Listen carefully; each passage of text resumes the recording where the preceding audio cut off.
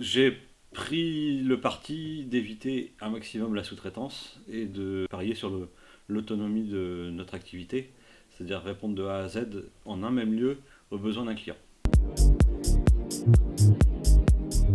Moi j'ai un parcours classique issu de l'automobile qui m'a amené à travailler pendant près de 10 ans dans une entreprise qui était spécialisée dans la réalisation de pièces composites. À l'issue de mes 10 ans de parcours industriel, j'ai voulu reprendre l'affaire familiale. C'était une petite structure familiale de 4 personnes, mes parents plus de salariés. C'est une structure que j'ai fait évoluer. On est aujourd'hui 20 personnes. Donc c'est une croissance que j'ai voulu. Une concrétisation un peu de mon objectif, c'était d'offrir sur la commune vraiment un pôle de mobilité qui réponde à tous les critères. Sur ce pôle automobile, on a une structure qui est capable de vendre des véhicules, qui est capable de les entretenir et de faire la réparation mécanique, qui est capable également de répondre aux besoins d'assistance 24/24, 7 sur 7 avec le dépannage, couplé à une activité de location de voitures courte durée, une activité de lavage automobile avec 3 pistes de lavage. Pour la partie carrosserie, monter un bâtiment neuf et une activité vraiment nouvelle qui était l'activité de carrosserie sur Pérouse.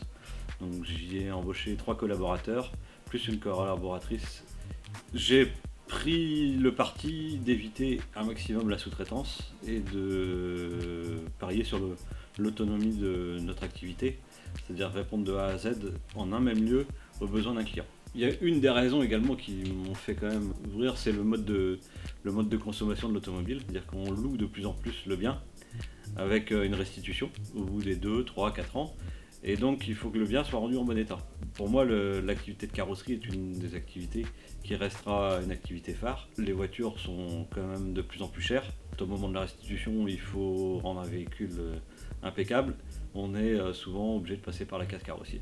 Maintenant, le fait de vouloir développer ces activités dépend effectivement du contexte et surtout des expériences dans les autres activités. Aujourd'hui, de se lancer dans la mécanique avec le contexte d'électrification, c'est pas forcément aussi judicieux que d'ouvrir une carrosserie.